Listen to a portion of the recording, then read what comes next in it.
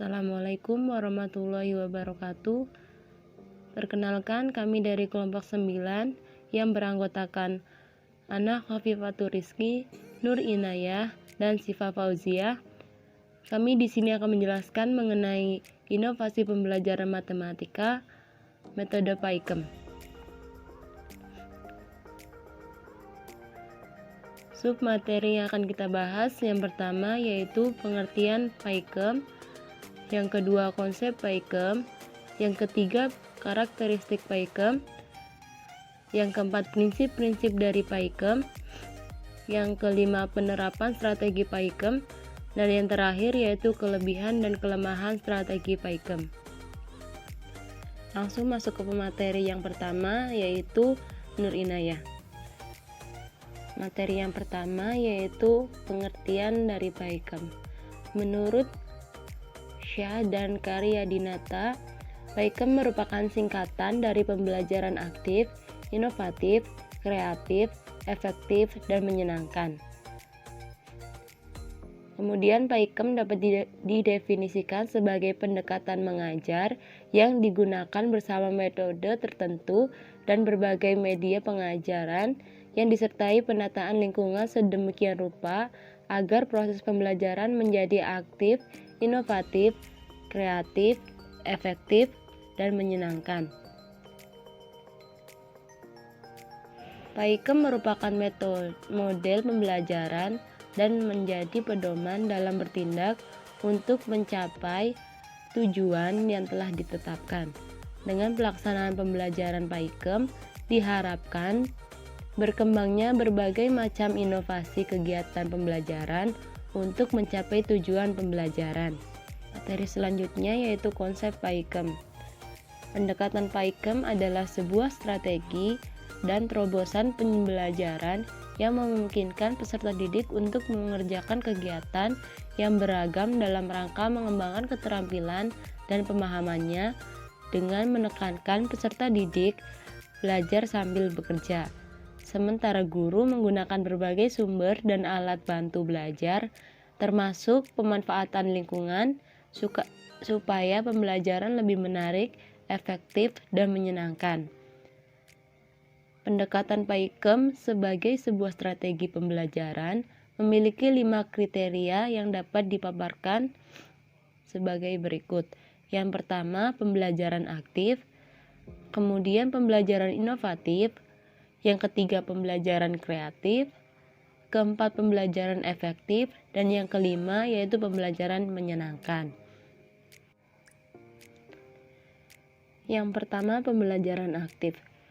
Pembelajaran yang aktif berarti pembelajaran yang memerlukan keaktifan semua siswa dan guru secara fisik, mental, emosional, bahkan moral dan spiritual. Menurut Taslim Muharram, sebuah proses pembelajaran dikatakan aktif apabila mengandung yang pertama keterlekatan pada tugas, yang kedua tanggung jawab, dan yang ketiga motivasi. Selanjutnya pembelajaran inovatif. Menurut McLeod, dalam Jauhar mengartikan inovasi sebagai segala aspek baik metode, bahan, perangkat, dan sebagainya yang dipandang baru atau bersifat inovatif apabila metode dan sebagainya itu berbeda atau belum dilaksanakan oleh seorang guru meskipun semua itu bukan barang baru bagi guru lain. Pembelajaran inovatif dapat menyeimbangkan fungsi otak kiri dan kanan apabila dilakukan dengan cara mengintegrasikan media atau alat bantu terutama yang berbasis teknologi baru atau maju ke dalam proses pembelajaran tersebut, sehingga terjadi proses renovasi mental, di antaranya membangun rasa percaya diri siswa. Selanjutnya, pembelajaran kreatif. Kreatif dapat diartikan yaitu menggunakan hasil ciptaan atau kreasi baru atau yang berbeda dengan sebelumnya. Pembelajaran yang kreatif mengandung makna yang tidak sekedar melaksanakan dan menerapkan kurikulum. Kurikulum memang merupakan dokumen dan rencana baku, namun tetap perlu dikritisi dan dikembangkan secara kreatif. Dengan demikian, ada kreativitas pengembangan kompetensi dan kreativitas dalam pelaksanaan pembelajaran di kelas, termasuk pemanfaatan lingkungan sebagai sumber bahan dan sarana untuk belajar. Pembelajaran kreatif juga dimaksudkan agar guru menciptakan kegiatan belajar yang beragam sehingga memenuhi berbagai tingkat kemampuan siswa dan tipe serta gaya belajar siswa.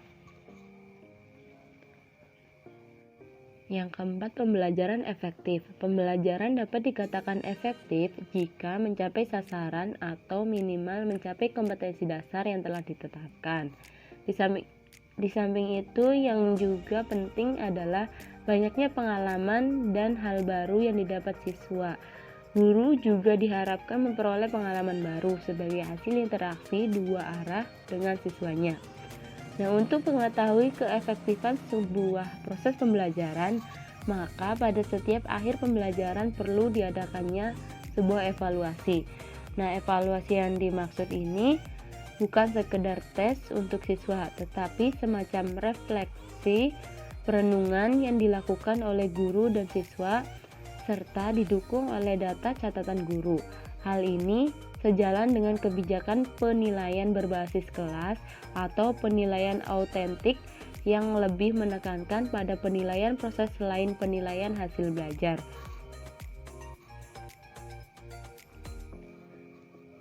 Nah, yang terakhir yaitu pembelajaran menyenangkan. Pembelajaran yang menyenangkan perlu dipahami secara luas, bukan hanya berarti selalu diselingi dengan lelucon, banyak bernyanyi, atau tepuk tangan yang meriah. Namun pembelajaran yang menyenangkan merupakan pembelajaran yang dapat dinikmati oleh siswa itu sendiri. Siswa akan merasa nyaman, aman, dan menyenangkan.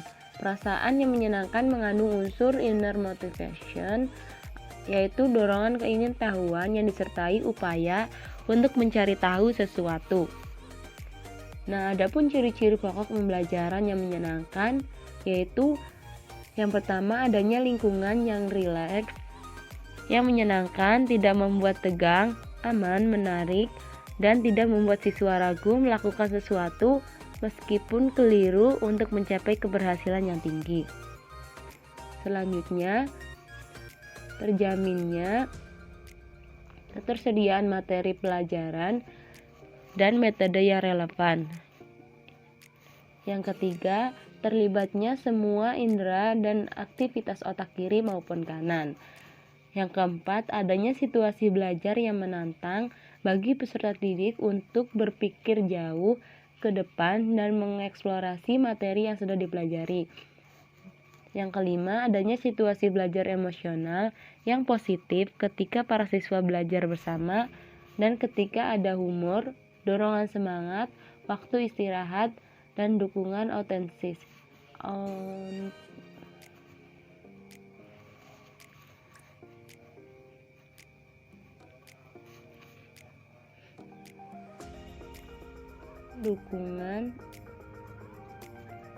Yang kelima, adanya situasi belajar emosional yang positif ketika para siswa belajar bersama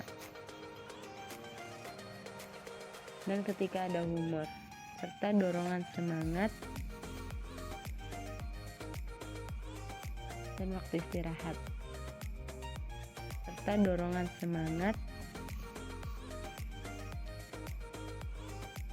istirahat.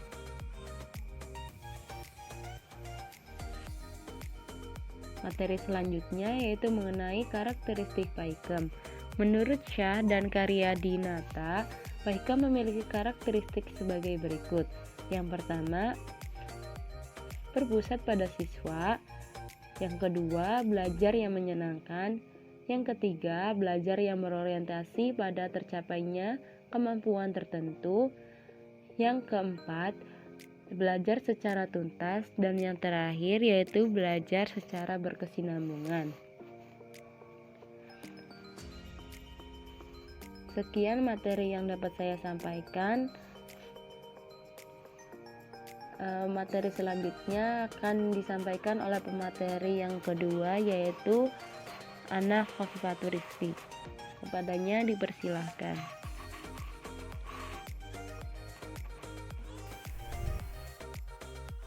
Materi selanjutnya yaitu akan disampaikan oleh saya, yaitu Ana Khofifatur Rizky, dengan materi yang ketiga, ada prinsip-prinsip PyCom.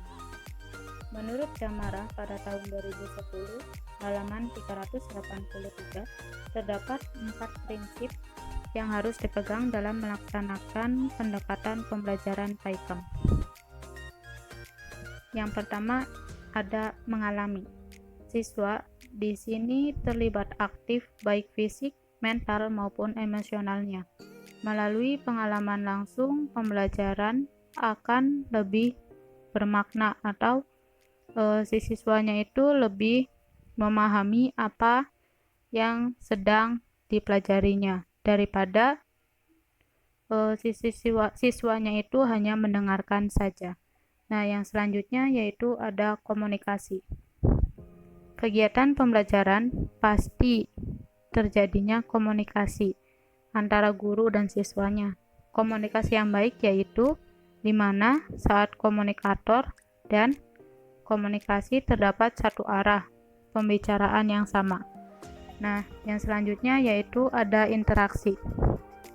Kegiatan pembelajaran memungkinkan terjadinya interaksi multi arah. Interaksi yang diharapkan yaitu terjadinya interaksi transaksional di mana proses komunikasi antara guru dengan siswa, siswa dengan guru, siswa dengan siswa lainnya, dan bahkan siswa dengan lingkungan sekitarnya. Dan yang terakhir yaitu ada refleksi. Kegiatan pembelajaran memungkinkan siswa memikirkan kembali apa yang telah dipelajari atau yang dilakukannya. Proses ini sangat perlu dilakukan untuk mengetahui sejauh mana ketercapaian proses pembelajaran. Yang selanjutnya yaitu menurut Hartono dan kawan-kawan pada tahun 2008 di halaman 23-33 prinsip dasar PyCom diantaranya. Yang pertama, prinsip belajar siswa aktif. Pada PyCom menganut prinsip belajar siswa aktif. Pembelajaran ditekankan pada aktivitas siswanya. Yang kedua ada belajar kooperatif. Penggunaan pembelajaran kelompok-kelompok kecil sehingga para siswa bekerja bersama-sama serta secara lebih efektif untuk memaksimalkan belajarnya. Yang ketiga ada pembelajaran partisipatorik. Dalam model ini, siswa belajar sambil melakukan, learning by doing. Siswa bersikap demonstrasi pada saat berlangsungnya diskusi. Siswa belajar mengemukakan pendapat, mendengarkan pendapat orang lain, menyampaikan kritik, dan sebaliknya belajar menerima kritikan dengan tetap tidak dalam keadaan emosi. Yang keempat ada reactive teaching. Memberi motivasi siswa dengan meyakinkan kegunaan materi atau manfaat apa yang telah didapatkan akan didapatkan dengan mempelajari materi itu di kehidupan nyata, dan mendesain agar kegiatan pembelajaran menarik. Jika sekiranya kegiatan pembelajaran sudah dirasa membosankan oleh siswa, maka guru segera mencari cara untuk menanganinya atau menanggulanginya. Dan yang terakhir yaitu ada joyful learning. Pada model ini, sesulit apapun materi pelajaran, apabila dipelajari dalam suasana yang menyenangkan, pelajaran tersebut akan mudah dipahami. Proses pembelajaran yang menyenangkan bisa dilakukan. Yang pertama, dengan menata ruangan yang bagus dan menarik, yaitu dengan memenuhi unsur kesehatan. misalnya dengan mengatur cahaya pada ruangan, ventilasi, dan unsur keindahan. Yang kedua, melalui pengelolaan pembelajaran yang hidup dan bervariasi, yaitu dengan menggunakan pola dan model pembelajaran, media dan sumber belajar yang relevan, serta gerakan-gerakan guru yang mampu membangkitkan motivasi belajar siswa. Materi selanjutnya yaitu masuk pada penerapan strategi PAIKEM. Di sini, menurut Jamara, pada tahun 2010 di halaman 382 sampai 383, secara garis besar PAIKEM dapat digambarkan. Yang pertama, guru menggunakan berbagai alat bantu dan berbagai cara dalam membangkitkan semangat, termasuk menggunakan lingkungan sebagai sumber belajar untuk menjadikan pembelajaran yang menarik, menyenangkan, dan cocok bagi siswa. Yang kedua, guru mengatur kelas dengan memajang buku-buku dan bahan ajar yang lebih menarik dan menyediakan pojok baca. Yang ketiga, guru menerapkan cara mengajar yang lebih kooperatif dan interaktif, termasuk cara belajar kelompok. Yang keempat, ada guru mendorong siswa untuk menemukan caranya sendiri dalam memecahkan suatu permasalahan, untuk mengungkapkan gagasannya dan melibatkan siswa dalam menciptakan lingkungan belajarnya.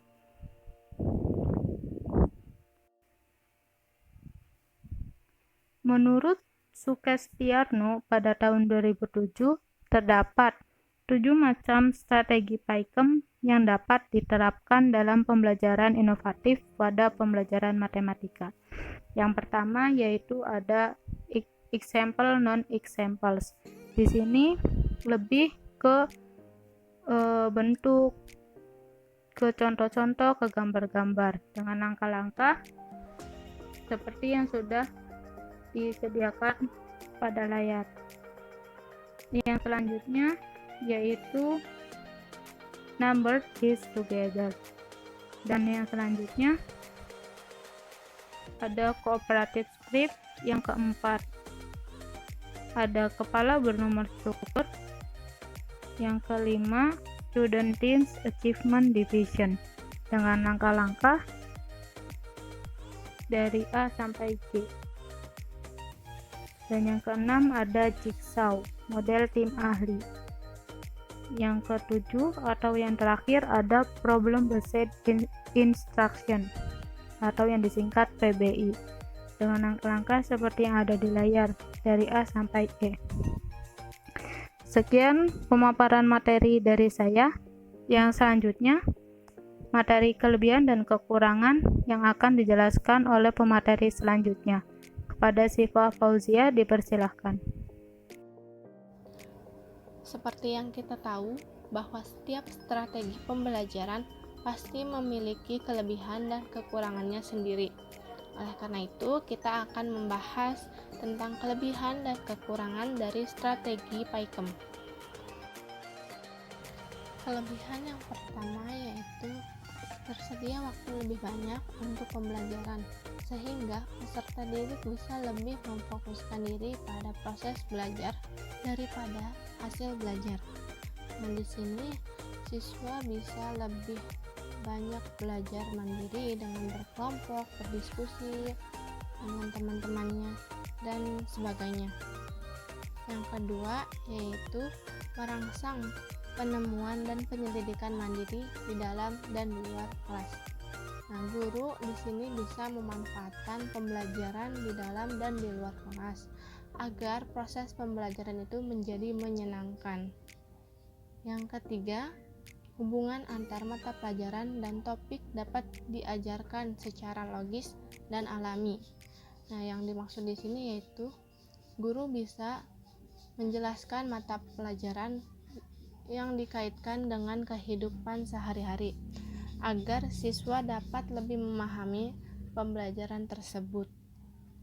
Yang keempat, membantu peserta didik membangun hubungan antara konsep dan ide sehingga meningkatkan apresiasi dan pemahaman. Nah, di sini guru bisa bebas membantu siswa untuk melihat masalah, situasi atau topik dari berbagai sudut pandang, sehingga siswa lebih bisa memahami dan antusias terhadap pembelajaran. Yang terakhir yaitu menyediakan kurikulum yang berpusat pada peserta didik yang dikaitkan dengan minat, kebutuhan, dan kecerdasan peserta didik. Serta peserta didik didorong untuk bisa membuat keputusan sendiri dan bertanggung jawab pada keberhasilan belajarnya. Nah, di sini guru bisa membuat berbagai macam pembelajaran sesuai dengan latar belakang karakteristik dari peserta didik tersebut. Selanjutnya yaitu kekurangan dari strategi PAIKM. Nah, yang pertama, guru dituntut untuk berwawasan luas dan kreatif, di mana guru harus memiliki kreativitas yang tinggi, keterampilan metodologis yang handal, dan rasa percaya diri yang tinggi, serta berani mengemas dan mengembangkan materi pembelajaran agar peserta didik tidak merasa bosan terhadap pembelajaran tersebut. Yang kedua, tidak mudah menuntut peserta didik untuk memiliki kemampuan belajar yang relatif baik dalam kemampuan akademik maupun kreativitas. Karena penerapan PAIKM ini akan sangat sulit dilaksanakan apabila peserta didik tidak memiliki kemampuan analitik, kemampuan asosiatif, kemampuan eksploratif, dan elaboratif. Nah, dan juga penerapan ini akan sulit dilaksanakan jika jumlah peserta didik itu terlalu banyak, sehingga guru tidak mampu mengontrol kondisi pembelajaran. Selanjutnya yaitu memerlukan bahan bacaan atau sumber informasi yang cukup banyak dan bervariasi. Karena guru dituntut untuk kreatif dan membuat berbagai macam proses pembelajaran, oleh karena itu guru memerlukan banyak sumber bacaan dan sumber informasi. Nah, di sini ada beberapa kendala pada sekolah, prasarana sekolah seperti kurangnya buku pembelajaran atau kurangnya sarana prasarana lain di sekolah yang akan menunjang proses pembelajaran ini. Kekurangan selanjutnya itu suasana pembelajaran yang kurang efektif. Nah, kurang efektif di sini dalam artian yaitu apabila jika kapasitas siswa lebih banyak, sehingga guru akan sulit untuk mengontrol kondisi agar lebih kondusif, dan juga tidak semua siswa berperan aktif dalam pembelajaran. Poin terakhir yaitu banyak menuntut guru untuk proses evaluasi. Di sini karena dalam proses evaluasi dibutuhkan penilaian yang menyeluruh atau komprehensif, yaitu di mana guru menetapkan keberhasilan peserta didik dalam pembelajaran, serta guru juga dituntut untuk menyediakan teknik dan prosedur pelaksanaan penilaian dan pengukuran dalam proses evaluasi pembelajaran yang telah dilaksanakan. Ini dia beberapa poin dari kekurangan dan kelebihan strategi PAIKM. Sekian pemaparan dari kelompok kami. Mohon maaf apabila ada kekurangan. Terima kasih. Wassalamualaikum warahmatullahi wabarakatuh.